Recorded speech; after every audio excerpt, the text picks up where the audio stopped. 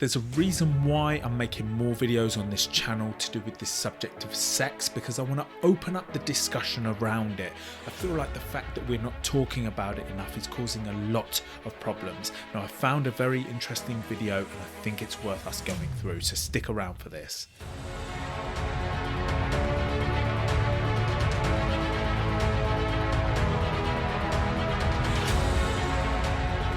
Okay, so found another very interesting video on the Soft White Underbelly YouTube channel that I'd like us to go through. It looks like it's really interesting. It's got fetish in the title, and obviously you can see by this image that this person has a dummy in her mouth, and now I just want to know what the hell this is all about. So let's get into this together. All right, Angel. Angel, where did you grow up? Where are you from? I am Canadian American. I was born in Canada and lived there for 5 years, two provinces, Ontario and Saskatchewan. And then when I was 5, we moved down to Texas. That was the very first place I lived when I moved to America with my family. And we lived there for maybe 3 years. Then we moved to Alabama. We lived there for like 3 years. And then to Louisiana for like 3 to 5 years. Then back to Texas for like 3 to 5 years. And then to North Carolina for 1 year. Why were you moving around so much? Um, My parents are ministers, religious ministers, and they go from place to place. Now you're in Detroit. Yes, I'm in Detroit, Michigan. I moved here from North Carolina. That was the last place I was in the South How would you, before moving north. how would you describe your childhood with your family? Um, I'm adopted. My parents adopted me in their 40s, and I have 4 older brothers. And it was an okay childhood until I reached the age of 11. Then things went downhill and never got better. Can I ask what happened at 11? My virginity was stolen from me. You see, I'm homeschooled. I didn't go to regular school, so I would stay home and do school instead. And while both my parents worked, and the caretaker that was watching me decided one day he was gonna do it, and it happened. And it did not stop happening until I was about 13 or 14. How old was he? Let's see. I'm 22 right now, and he is 29. So at the time, you were how old? Okay, so he was 7 years. She's 22, he was 29, so he's 7 years older. So when she was 11, he was 18. Honestly, this is the part of child sexual abuse that nobody's talking about. I did a speaking event a little while ago, and I went through this scenario of an older teenager, 18, 19-year-olds, touching a younger girl before she's even a teenager, and everybody was like, what? I thought it was only the 60-year-old man and a 15-year-old girl. The media has portrayed this to be something unique in this way, that it only happens between certain age differences. This is a good example to show us that it's happening in all sorts of scenarios. I was 11 to 13. 11 to 13. So that's like a 7-year age difference. Yeah. And you never said anything to your family? I finally confessed to my parents at like 13 or 14, and that's how it stopped. Did he get caught or Oh. anything like He got caught by his own brother. And he also joined in when I was 12 or 13. His brother did. Oh. Are they? Did they get convicted of anything? No, no, no, no, no. No. Of course they didn't. So, since your childhood at home with your family, are you working now? Yes, yes, I do. I just have a cashier job in the city at a restaurant. Right. So you have an unusual fetish. Yeah, yeah. So this is something that's new to me. I didn't even realize this existed until you wrote me. Well, yeah. Can you explain what a little is? Yes. There's actually two different things. There's little and then there's an age regressor. They're two, like, very similar. A little is someone who enjoys a lifestyle of cute things meant for young children. And they can dress certain ways. They enjoy coloring, cartoons, stuff like that. And an age regressor is similar, but they actually go into the headspace and mindset of a child. Like, for me, mine is babyish and around that area. And 4, like, I go into the headspace of a child that young. And you'll do this how often? I mean, throughout your day or just during sexual interactions or? No, I'll do it like once every other day, and it doesn't have to be sexual. It can be like coloring with crayons. I like to color princesses sometimes, or like I'll snack on animal crackers and a juice box and watch cartoons. And yeah, although in the BDSM kink community, it's actually quite controversial because people will say, "Oh, that's wrong. It's sexualizing someone in that headspace." Yes, it's very controversial. Like, Of course it's controversial. Shouldn't it be controversial? Okay, let's just think about what we know so far. So, she is explaining that she likes to essentially act or behave as a baby. She's got the dummy in her hand, and she also likes to do this in sexual situations. So, what is actually very interesting is, why would that turn her on? What is it? And I've talked about this a number of times. What is it in those behaviors that is actually exciting your mind and your body? Like what is it in that? Because it is unusual. Now she talks about the BDSM and kink world, and that actually this fetish, which she called, what was it that she called it? The littlest, or little fetish. It's very controversial in the BDSM world because it's almost sexualizing that age of person, because you're going to be interacting with somebody who's behaving like a baby. So of course it's controversial, and so it should be. It should be forbidden. It should be forbidden. Because the problem comes when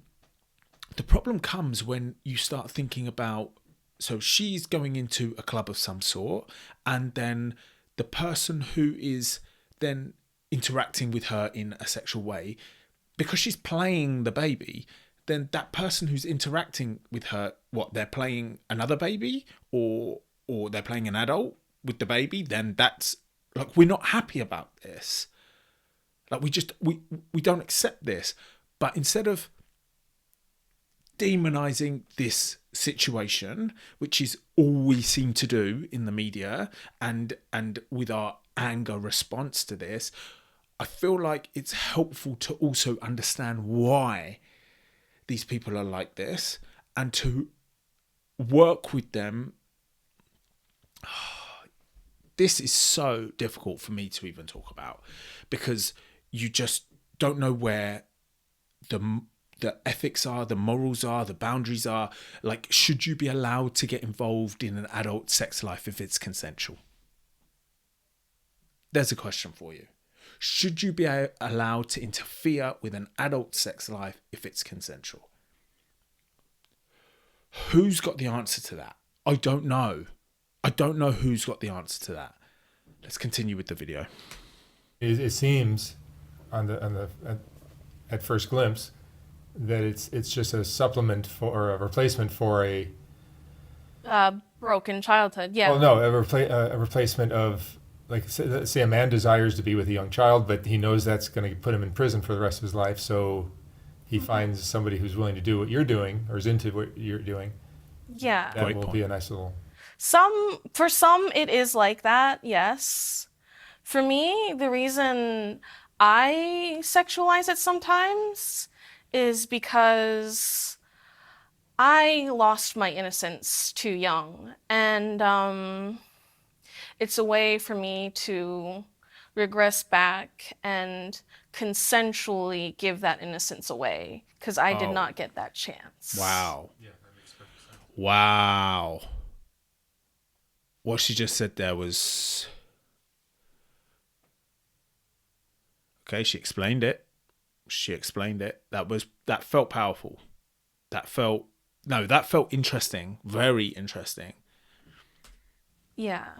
Other people will say, in the kink community, will say that it's wrong, but it's therapeutic for me.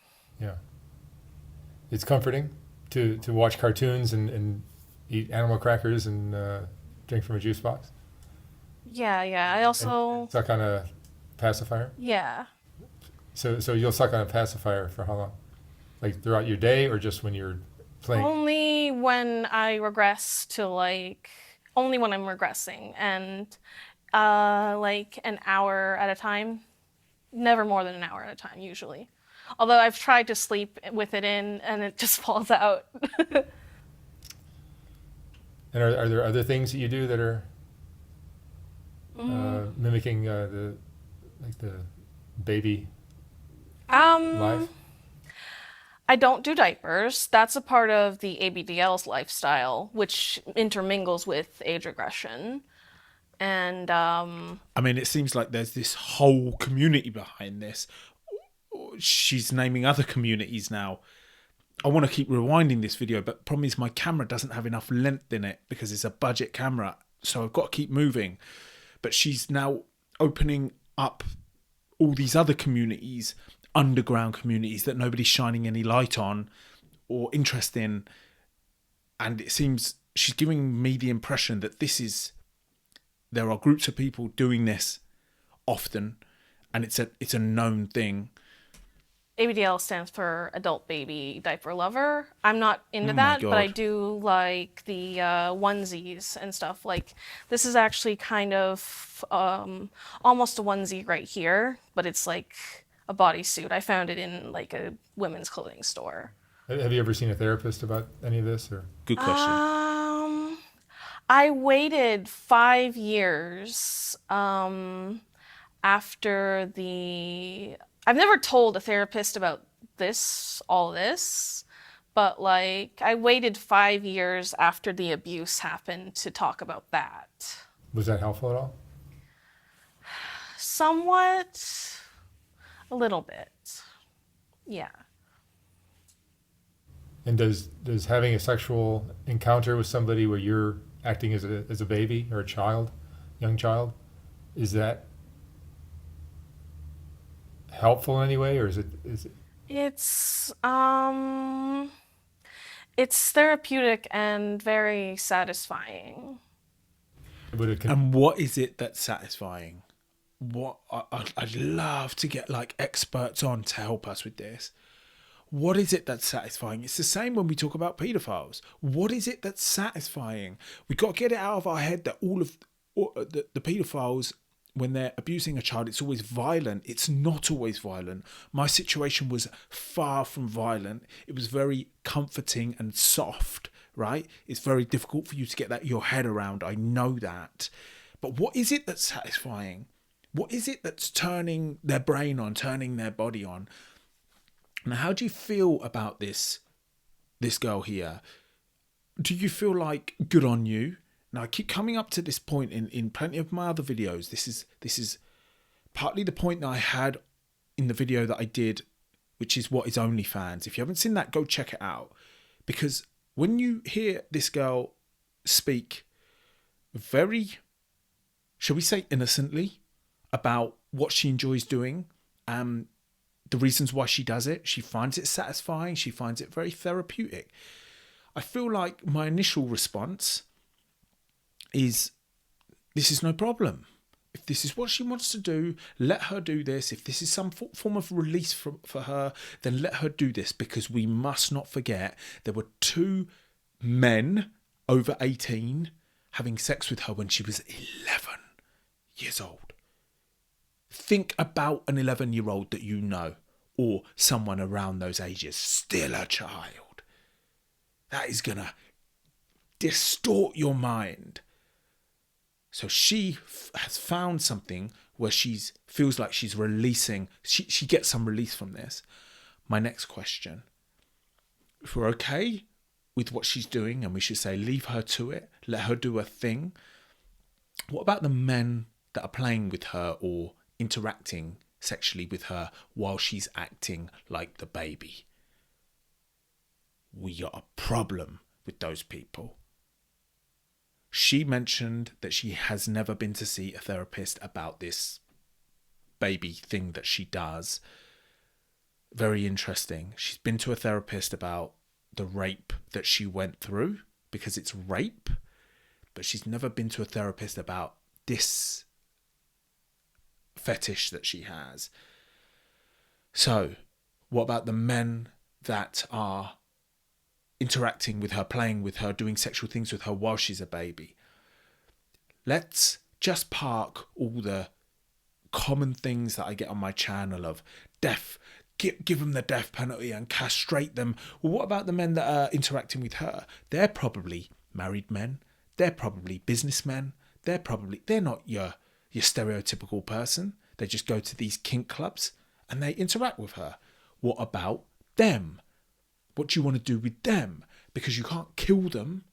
You can't castrate them. They haven't committed a crime. These are consensual adults. Do we not want them to go and see somebody to work through why they find that a turn on, and try to organise what's in their head so that they never do it to a real child? Lots to think about there. Lots to think about there.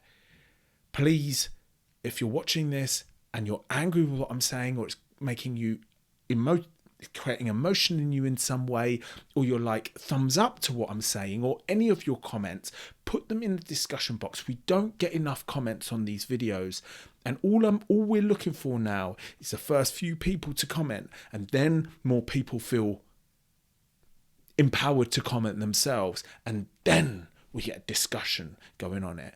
And the discussion is the first step towards prevention, surely. Okay, let's continue.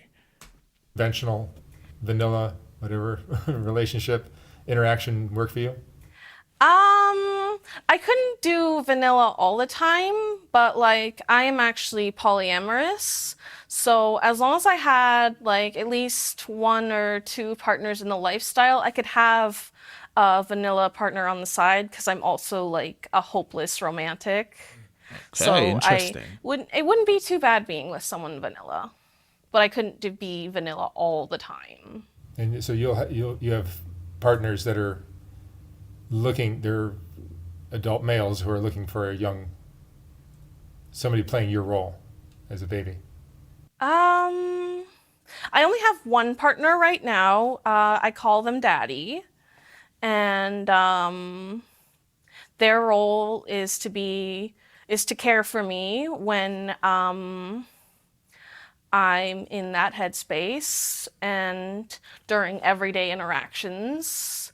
They make sure I'm taking care of myself, but I'm not just a little age regressor, I'm also a submissive as well.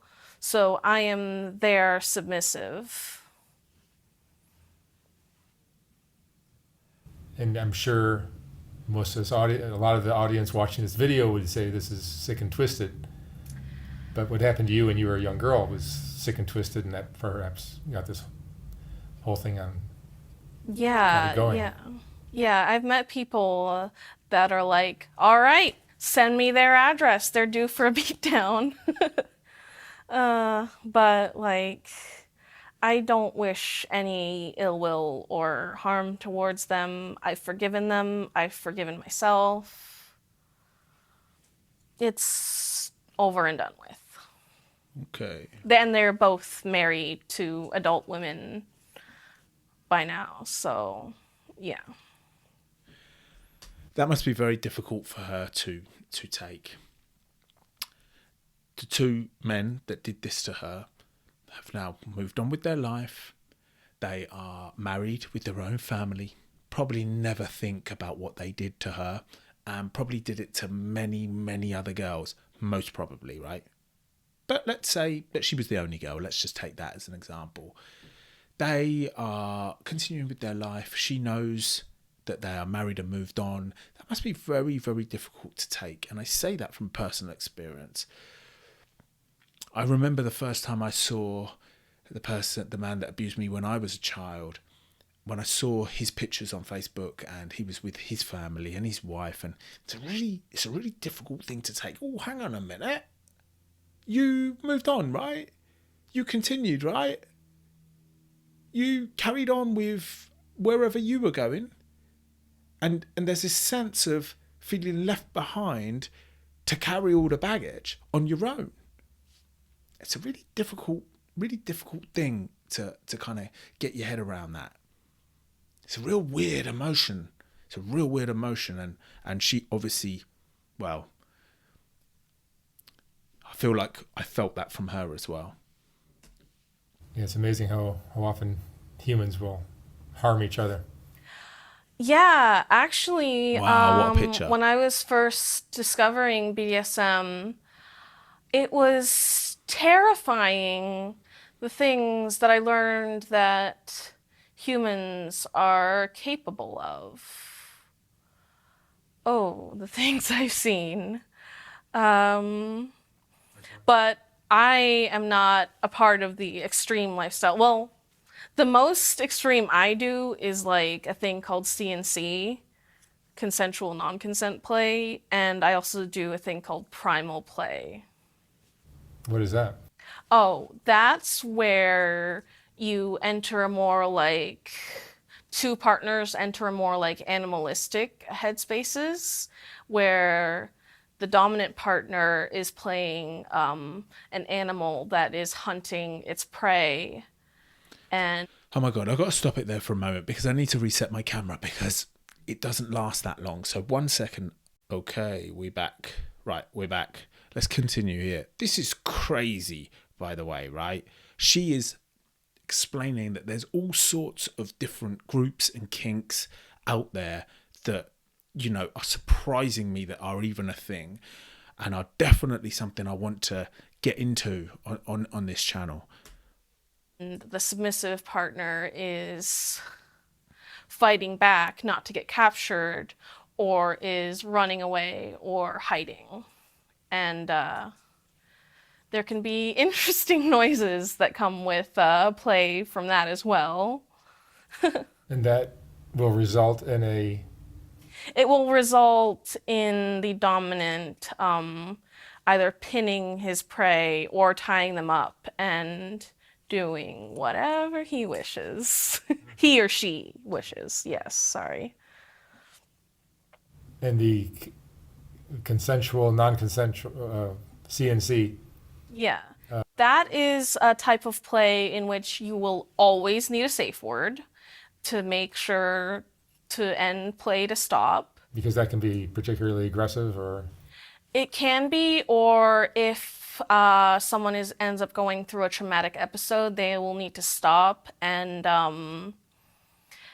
calm down and stuff like that. so rather than re-traumatizing you, you find these kind of interactions more Um, therapeutic. Not therapeutic, just sexually enjoyable. Yeah. Okay, so these scenarios that people are explaining, right? This CNC thing. Let's take that as an example, where you need a safe word, and let's even just take the example that she was speaking about before. You know, to many people that are watching this, it's just going to seem crazy. How could you ever get turned on by that? But there's the actual question that I'm trying to get to the bottom of. How could you ever get turned on by that? What is it that's turning you on about that? And for those that are wondering, well, why do you want to know that? Why are you so curious about that? Because I'm curious about what it is that is turning so many men on about children. And if we can just understand that, and I know women do it as well. I know women are pedophiles as well, but just to talk about the majority, the overwhelming majority, what is it about a child that's turning a man on? That's what I'm interested in. And I don't think I can find the answer through video because nobody's ever going to explain that. But if we can understand other kinks, other fetishes, then maybe we can get somewhere closer. We can start to understand why the hell this is happening all of the time. This is really interesting. And oh, yeah. How do you go about finding partners that are into this? For me, it's two ways. FetLife is one. And I'm also on a thing called Discord that has millions of people in BDSM all over the world. And that's how I've made like long distance partners. Like I've had long distance DDLG relationships. That stands for Daddy Dom Little Girl. Oh, wow. Is there a large community of males that are looking for this, you think? Yes, and it's not just straight daddy and little girl. There's also daddies that look for little boys, Oh, or my mommies that look God. for little girls, or mommies that look for little boys, stuff, anything. It's not gender based. It can be any gender with being a caregiver and any gender being the little partner. Yeah, and you don't have children of your own. No, no. Are you hoping to one day? I really want to settle down in a few years and have some, yes. Well, how would you raise your children differently than perhaps your parents did? Or not that your parents did anything wrong, but what happened to you was just a tragic thing. But what would you do to protect your child? I teach them that even if they think that they are doing something wrong, if they think they feel unsafe, they still need to tell me. Because one of the things that my abusers told me is that don't tell your parents, you will get in trouble. And Facts. We got to rewind that bit. There you go. That is going to be the most valuable part of this video. So anybody that's watching that has children themselves, let them know that even if they think they're doing something wrong, if they feel unsafe, they must say something. Let's go through that again. they are doing something wrong, if they think they feel unsafe, they still need to tell me. Come on. Because one of the things that my abusers told me is that don't tell your parents, you will get in trouble. And so that's why I kept it a secret for so many years. Okay. So that's definitely something I will train and teach my kids out of. I'm very thirsty. 1 second. Oh, wow. Look at the cup she's drinking from.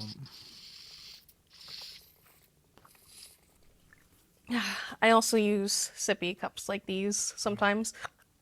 This one is strictly for juice, water, and pop, but I also have one that I use strictly for milk. Because as a little and baby, I like to drink milk.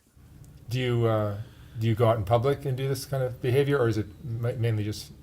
Um, I never dress like a little age regressor out in public, but like in a candy store or in the toy section of a store, I can revert to that headspace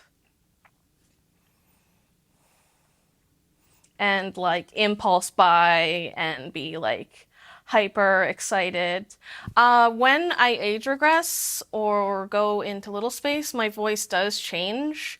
It gets higher pitched and definitely sounds a lot more like a little girl.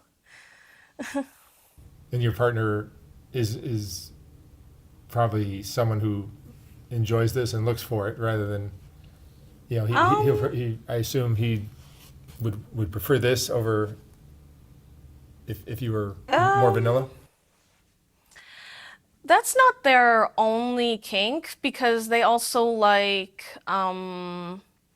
like slaves as type people, and they also like pets as well, pet play. Oh my goodness. What have you learned about men or society from being in this He has got great questions. lifestyle? Right? Society in this community, people are willing to do scary things, but some people, to me, I think people join the BDSM community either one of three reasons.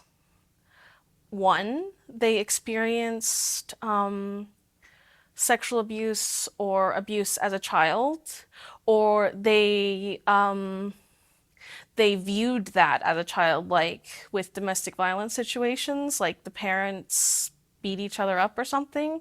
Two, they've been in a vanilla type relationship for a long time and are like, hey, this is getting boring, I want to spice things up. Or three, the 18 and 19-year-olds that are coming into this community, they just see stuff on TikTok or on social media and they're like, oh, hey, I want to try that. Ugh, I hate those types. You're a purist. Not quite, but Really interesting, isn't it? When she says her first reason was some form of child abuse or sexual abuse in childhood. A lot of people are finding some form of joy in these kinks and BDSM categories. Why would somebody find any level of satisfaction from what was that daddy and daughter thing that they said?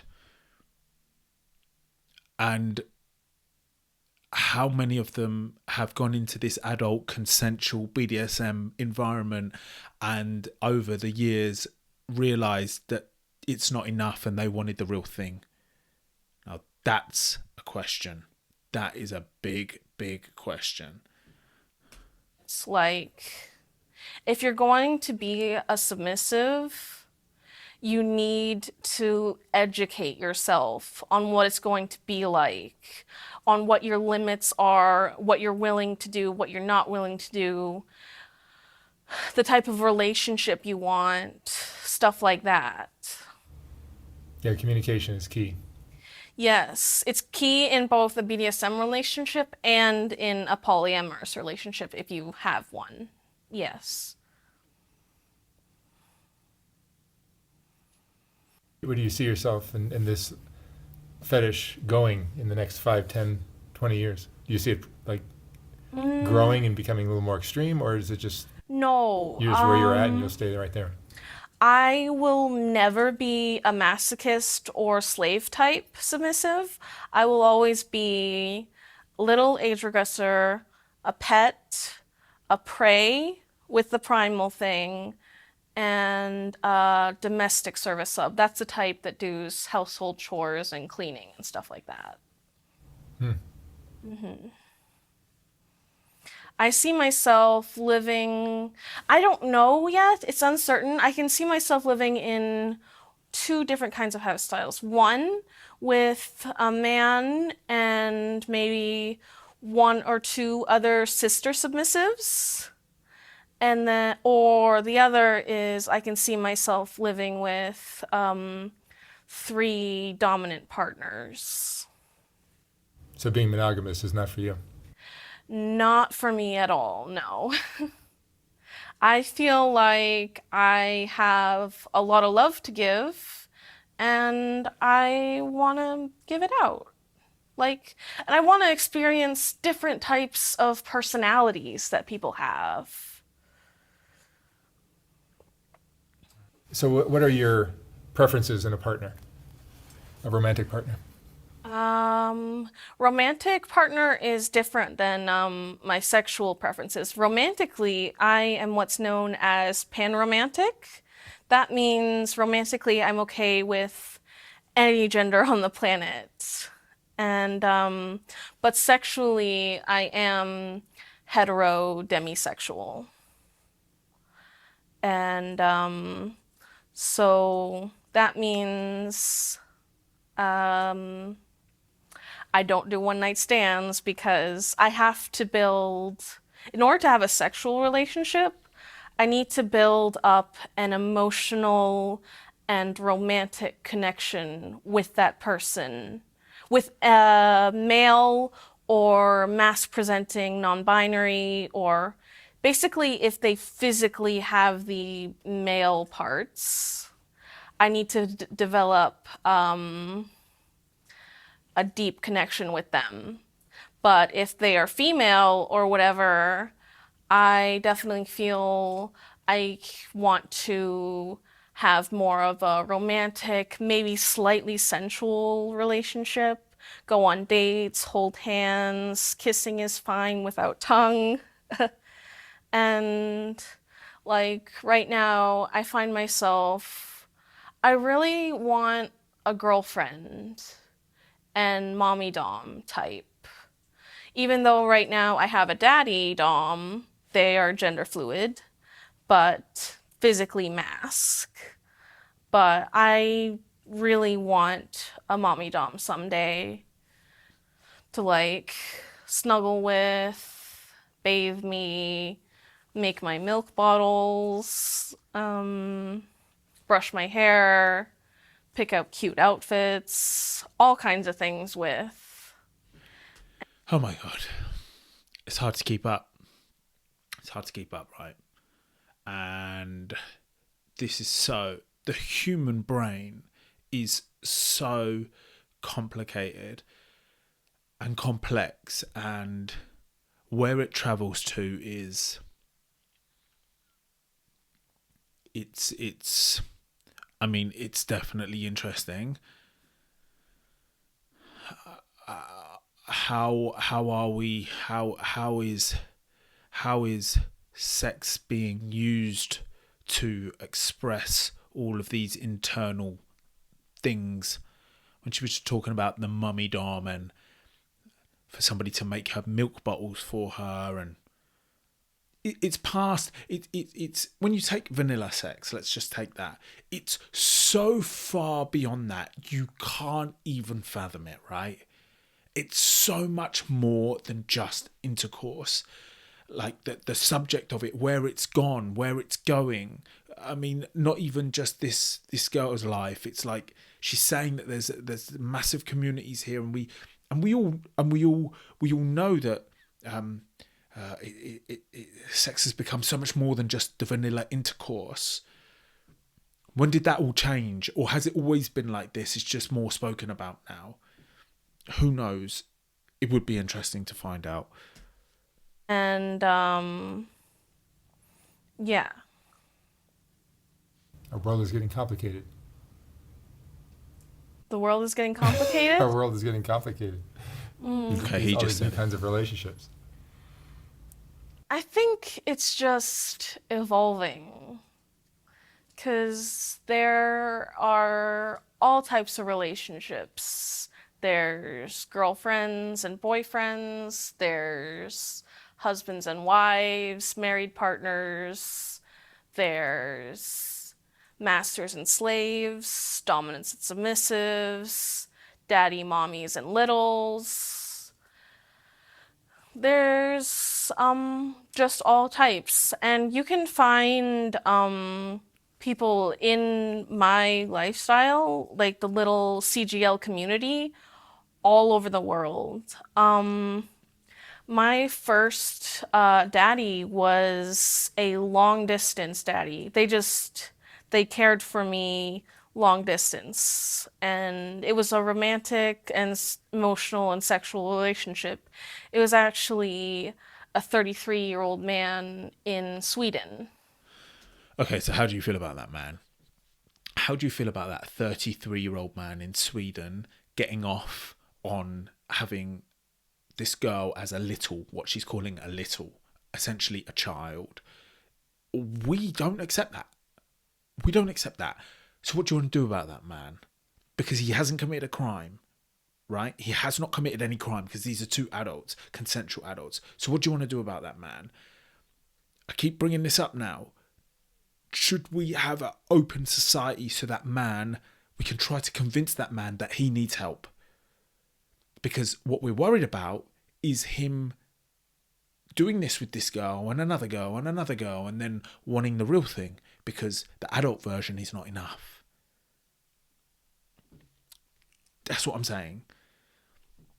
And I know I've already said it in this video, but the whole response, that angry response of just kill them and castrate them, you can't do that. That option is not on the table, right? The justice system never killed anybody for something unless they commit. You can't do that to people who have not committed a crime, because the 33-year-old man from Sweden interacting with this girl is not a crime. But we've got a problem with it as a society. That's what I'm trying to communicate in my work here. And it was great. It only lasted maybe 6 months, but yeah. So they can be from anywhere. Yeah, technology makes it easy. Yeah. There's a lot of Discord communities.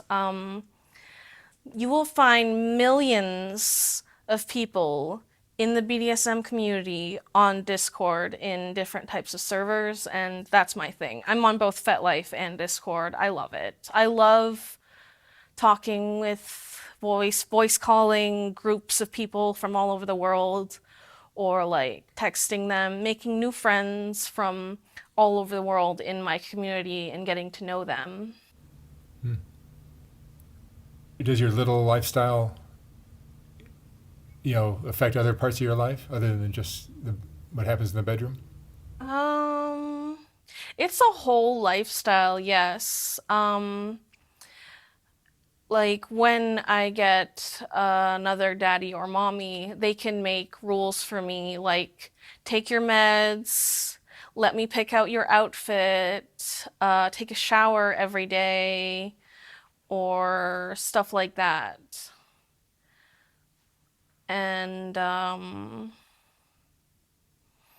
or they could have me do tasks like, say, color me a picture or stuff like that. It will also have elements of a typical dom sub relationship because I'm not just a little. So when I get into a dynamic with another person, it will definitely be like that, because the partner I have right now, we don't have a contract. He has not done a collaring ceremony or collared me at all, which is a very big thing in the BDSM community. And he only has one rule for me right now, and that's it. Do you feel like the sexual abuse that you experienced when you were like 11 or 12, has that been the biggest event in your life that kind of has directed your Um, no. I was born to a 15-year-old, and my parents adopted me when they were in their 40s. But she was actually a party girl, so she used to like to do drugs and alcohol. And so while she was pregnant with me, she drank some, and to this day, I now have fetal alcohol syndrome, and that affects a lot of my cognitive abilities, Oh memory my issues, God. emotional issues, and that affects me every day. I don't drive. I don't know if I ever will, but I have cognitive issues and memory issues, so it's really a bad idea to. And I'm sorry, but that's so sad. So while she was in the womb, her mother was drinking and taking drugs and was out. And that, of course, affects the development of her body. She did nothing to deserve that. And she gets a bad start before she's even come out of the womb. Before she's even been born, she gets a bad start. And that is unfair. That's unfair.